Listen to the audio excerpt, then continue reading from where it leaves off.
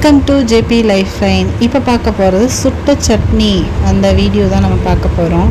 இந்த சட்னி வந்து பார்க்க வந்து லாங்காக போகும், பட் இது வந்து நம்ம செய்யலை, ஷார்ட்டாக சிம்பிளாக முடியக்கூடிய சட்னி தான். இதுக்கு தேவையானதை நாங்கள் லோகோவில் காமிச்சிருக்கேன். 3 தக்காளி, 1 பூண்டு, 1 வெங்காயம், கொஞ்சம் பச்சை மிளகா. நான் இந்த மாதிரி கம்பி நான் வாங்கியிருந்தேன். பார்த்தீங்கன்னா டிமார்ட்டில் வந்து நான் வாங்கியிருந்தேன் இந்த கம்பி. இதை வந்து நீங்கள் பார்த்துருப்பீங்க. கம்பி வாங்கியிருக்கதை வந்து நான் அதிலே காமிச்சிருப்பேன், நான் ஆட் பண்ணியிருப்பேன். இந்த கம்பியை வச்சு ஃபஸ்ட்டு இந்த டிஷ்ஷு செய்ய போகிறேன். எனக்கு இந்த டிஷ்ஷை எப்படி செய்யணும்னு எனக்கு தெரியாது. எனக்கு எங்கள் மாமியார் வந்து பக்கத்துலேயே இருந்து இன்ஸ்ட்ரக்ஷன் கொடுத்துக்கிட்டே இருந்தாங்க. அது மாதிரி தான் நான் அந்த செஞ்சிட்டு இருந்தேன். பட் எனக்கு கொஞ்சம் பயமாகவும் இருந்துச்சு, இதை எப்படா செய்ய போகிறேன் அப்படின்றத. ஃபஸ்ட்டு வந்து நம்ம எண்ணெயை வந்து தக்காளி ஃபுல்லாகவே நம்ம தடவிக்கணும். அதனால நான் வந்து ஒரு கையில் எண்ணெயை ஊற்றிட்டு தக்காளியை ஃபுல்லாக நான் அப்ளை பண்ணிக்கணும். தக்காளி ஃபுல்லாக நம்ம அப்ளை பண்ணிக்கணும். நம்ம 3 தக்காளியே நம்ம ஃபுல்லாக அப்ளை பண்ணிக்கலாம். 3 தக்காளி ஃபுல்லாக அப்ளை பண்ணிவிட்டு நம்ம வந்து இதை அடுப்பில் வச்சு சுட்டு எடுக்கிறது தான் நம்மளோட ஒர்க்கே. இப்போ இது வந்து 4 பொருள் மட்டும் போதும். உப்பு கொஞ்சம் சேர்த்து நம்ம அரைச்சிக்கலாம். இப்போ இந்த கம்பியை நான் வந்து அடுப்பில் வச்சுட்டேன். எனக்கு வந்து இது வந்து பயமாகவே தான் இருந்தது. நான் ஃபஸ்ட் டைம் கொஞ்சம் த்ரில்லாக தான் இருந்தது. பட் செஞ்சு பார்ப்போம், ட்ரை பண்ணி பார்ப்போம் அப்படின்றனால தான் வச்சுருந்தேன். பட் இப்போ இதை 3 தக்காளி மட்டும் இப்போ நம்ம சுட்டு எடுத்துக்கலாம் அப்படின்ட்டு. அது வைக்கணும்னா நம்ம மேலே எண்ணெய் தடவி இருக்கோம்ல, அது வந்து வெடிக்க ஆரம்பிச்சிருச்சு. பட் நான் என்ன பண்ணிட்டேன், சிம்மில் வச்சுட்டேன். எனக்கு என்ன பயம் வரும், நான் சிம்மில் வச்சுட்டேன். பட் ஆனால் எங்கள் அத்தை சொன்னாங்க, இல்லை ஸ்பீடாகவே வையே, நல்லா வரும் அப்படின்னாங்க. நான் செஞ்சுருக்கேன், பட் நீ ஸ்பீடாகவே வையே அப்படின்னாங்க. சரின்னு கொஞ்சம் ஸ்பீடாக வச்சு அப்படியே நான் வந்து சுருட்டி விட்டேன். அந்த தக்காளியை வந்து பார்த்திங்கன்னா சுருட்டி நம்ம வேக வைக்கணும், கை வச்சு திருப்பக்கூடாது, கம்பி சுட்டுக்கும் அப்படின்னாங்க. பட் எனக்கு இதெல்லாம் செய்யறதெல்லாம் கூட எனக்கு பெரிய விஷயம் இல்லைங்க. எனக்கு அந்த கம்பியை எப்படி விளக்க போகிறேன்ற பயத்தில் தான் செஞ்சேன். அதே மாதிரி நான் விளக்கியும் பார்த்துட்டேன். அது நடுவில் இருந்த அந்த ஒரு சில்வர் கலரே காணோங்க. அது எப்படி சொல்கிறதுன்னா, அந்த சுட்டப்போ எப்படி இருந்துச்சோ ஆஃப் பண்ணலாம் அதே மாதிரி தான் இருக்குது. விளக்க போகிறேன்றதும் எனக்கு பயமாகவே இருந்து தான் சேர்த்தேன். ஆனால் விளக்கையும் பார்த்துட்டேன். பட் அப்படியே தான் இருக்குது. பார்க்கணும் அதை எப்படி கிளியராக விளக்குறது அப்படின்றத பார்க்கணும். அப்படியே நான் வந்து எண்ணெய் ஊற்றிருக்கனால அப்படியே நான் கொஞ்சமாக சுட்டு இது பண்ணி திருப்பிக்கலாம் அப்படின்ட்டு பார்க்கணும். ஆனால் தக்காளி வந்து உருளுது. எனக்கு சின்னதாக இருக்கவும் தக்காளி வந்து உருளுது. எங்கள் அத்தை ஸ்பீடாக வை அப்படின்னாங்க. இல்லைங்க நான் பயமாக இருக்குது, ஏதாவது பிடிச்சிக்கிச்சுன்னா என்ன பண்ணுறது அப்படின்னு. இல்லை அதெல்லாம் ஒன்றும் ஆகாதுமா, நீ வை அப்படின்னு சொன்னாங்க. சரின்ட்டு அப்புறம் வந்துட்டு அவங்கள பார்க்க சொல்லிவிட்டு நான் சும்மா யூடியூப் சேனலில் இந்த வீடியோ பார்த்தேன். இதுமாரி நிறைய பேர் வீடியோஸ் போட்டிருக்காங்க. பட் இருந்தாலும் அவங்களாம் அசால்ட்டாக தான் ஹேண்டில் பண்ணாங்க. ஆனால் எனக்கு கொஞ்சம் என்னமோ வந்துட்டு பார்த்திங்கன்னா பயமாக தான் இருந்தது.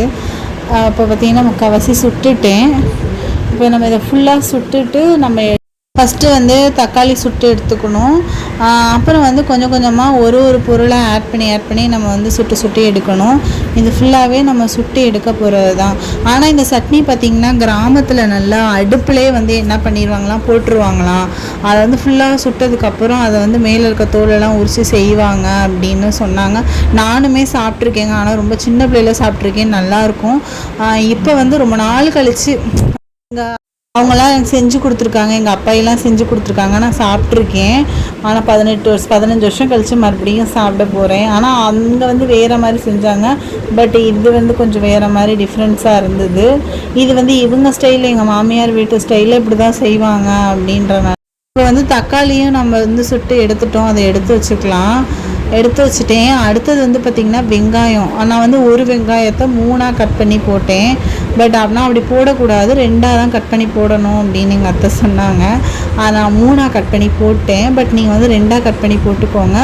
இது வந்து என்னென்னா, வெங்காயத்துக்கு வந்து நான் சுட்டனால அந்த வெங்காயம் வந்து பார்த்திங்கன்னா சரியாகவே சுடலை நான். அதுக்கப்புறம் மறுபடியும் அடுப்பில் வச்சு நாங்கள் சுட்டோம். இந்த வெங்காயத்தை நல்லா சுட்டு எடுத்துக்கணும். இந்த 3 வெங்காயத்தையும் நம்ம சுட்டு எடுத்துடலாம். அந்த பச்சை மிளகாய் வந்து பார்த்திங்கன்னா நீளமாக இருந்துச்சுன்னா ரொம்ப நல்லாயிருக்கும். இதை வந்து நீங்கள் வரமிளகாவும் சேர்க்கறதா இருந்தாலும் சேர்த்துக்கலாம், இல்லை பச்சை மிளகாவும் சேர்த்துக்கிறதாலும் சேர்த்துக்கலாம் அப்படின்னு சொன்னாங்க. இல்லை கருவேப்பிலை கொத்தமல்லி இருந்தாலும் அதையும் நம்ம வந்து இதில் ஆட் பண்ணி செஞ்சாலும் இன்னும் டேஸ்ட்டாக இருக்கும் அப்படின்னு. இப்போ இதையும் வெங்காயத்தையும் நம்ம சுட்டு எடுத்து வச்சுக்கலாம். எனக்கு அடுப்பு வந்து எதுவும் ஆகிடுமோ அப்படின்ற ஒரு பயம்தான் ஃப்ரெண்ட்ஸ். இல்லைன்னா வந்து பயப்படாமல் நான் செஞ்சுருவேன். ஃபஸ்ட் டைம் செய்கிறேன் அப்படின்றது தான் வந்து எனக்கு பயமாக இருக்குது. நான் வந்து மெயினாக இந்த ஸ்டாண்டு எடுத்தது வந்து என்னென்னா சிக்கன் கபாப் செய்யறதுக்காண்டி தான் நான் வந்து எடுத்தேன். ஆனால் அது வந்து சட்னி செய்யலாம், அதனால் சரி சட்னி செய்யலாம் அப்படின்னு சொன்னோன்னே சரின்னுட்டேன். இந்த ஓட்டைக்குள்ளே போட்டோன்னே எல்லா பச்சை மிளகாய் நான் வேறு குட்டி குட்டியாக போட்டிருந்தேன்னா எல்லாம் அந்த ஓட்டை வேலையாக கீழே விழுந்துருச்சு. எனக்கு எப்படி எடுக்கிறதுன்னு தெரியல. அது அப்புறம் அதுலேருந்தே அப்படி எடுத்து அப்படியே மேலே வச்சுட்டேன். அதையும் நம்ம சுட்டுக்கலாம் அப்படின்னு சொல்லிட்டு, ரெண்டாவது என்னன்னா இந்த பச்சை மிளகாய் வச்சதுக்கப்புறம் நெருப்பில் வச்சதுக்கப்புறம் ஹீட் ஆக ஆரம்பித்ததுக்கப்புறம் வெடித்து எப்படி தெறிக்க ஆரம்பிச்சிருச்சு. மிளகா பட்டு பட்டுன்னு தெரித்து கீழே விழுக ஆரம்பிச்சிருச்சு. அப்புறம் எல்லாத்தையும் நான் மறுபடியும் போட்டு நான் அதில் வந்து சுட்டு எடுத்து வச்சுட்டேன். அதையும் நம்ம சுட்டு எடுத்து வச்சுட்டேன். அடுத்தது வந்து பூண்டு வந்து நான் என்ன பண்ணிட்டேன், மேலே இருக்க ஃபுல்லாக தோலை மட்டும் நல்லா மேலாக எடுக்க தோலோட வச்சோம்னா பிடிச்சிட்டு எரிஞ்சிரும் அப்படின்னு சொல்லிட்டு முக்கால்வாசி நான் தோலை உரிச்சிட்டு முழு பூண்டை வந்து அதை அப்படியே வச்சு சுட்டு எடுத்துக்கிட்டேன்.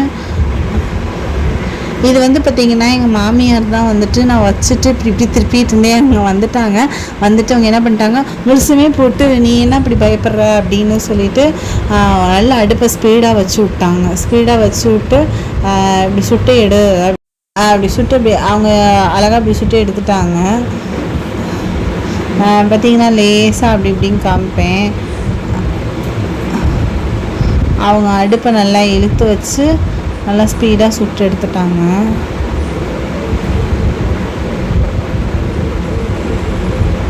அது இல்லாமல் புகையெல்லாம் பறக்க ஆரம்பிச்சிருச்சு ஃப்ரெண்ட்ஸ். அதுலேருந்து நெருப்பு பறக்க ஆரம்பிச்சிருச்சு. பறக்க வந்துட்டு என்னடா அது இப்படி நெருப்பு பறக்குதே அப்படின்னுட்டு அப்படியே சுட்டு எடுத்தாச்சு. பார்த்திங்கன்னா அந்த பூண்டையும் நல்லபடியாக சுட்டு எடுத்துட்டோம். அது பாதியோட கட் பண்ணிட்டேன், ஆனால் ஃபுல்லாக பூண்டு சுட்டு எடுத்தாச்சு. பூண்டெல்லாம் சுட்டு உரித்து எடுத்து வச்சுட்டோம். தக்காளி வந்து இப்படி அமுங்கினா மறுபடியும் ஜூஸ் மாதிரி வரணும். அந்த தக்காளி அந்த மாதிரி வரணும். மேலே இருக்க தோலெல்லாம் வந்து எல்லாமே அந்த கருப்பு கலர் இருக்க தோல்லாம் ரிமூவ் பண்ணி எடுத்துட்டு அதில் வந்து உப்பு போட்டு கொஞ்சோண்டு ஜாரில் போட்டு நல்லா அரைச்சி எடுத்துட்டேன். 1-2 அரைச்சாலும் டேஸ்ட்டாக இருக்கும், நேவாக அரைச்சாலும் இந்த சட்னி வந்து டேஸ்ட்டாக இருக்கும். நான் வந்து நேவாகவே அரைச்சிட்டேன். ஏன்னா குழந்தைங்க வந்து சாப்பிட மாட்டாங்க, நம்மளாக இருந்தால் சாப்பிடுவோம், குழந்தைங்க வந்து சாப்பிட மாட்டாங்க அப்படின்றனால நாங்கள் நேவாகவே அரைச்சிட்டோம். கொத்தமல்லி இருந்தால் நீங்கள் அதோட கொத்தமல்லி சேர்த்து நீங்கள் அரைக்காமல் உப்பும் கொத்தமல்லியும் போட்டு ஓரளவுக்கு 1-2 நீங்கள் அரைச்சிக்கோங்க. இல்லை நேவாக அரைச்சிக்கனாலும் அரைச்சிக்கோங்க. நான் வந்து கடாயில் எண்ணெய் ஊற்றி கடுகு உளுந்து போட்டு நல்லா பொரிய வரட்டும் அப்படின்னு சொல்லி பொரிய விட்டுட்டேன்.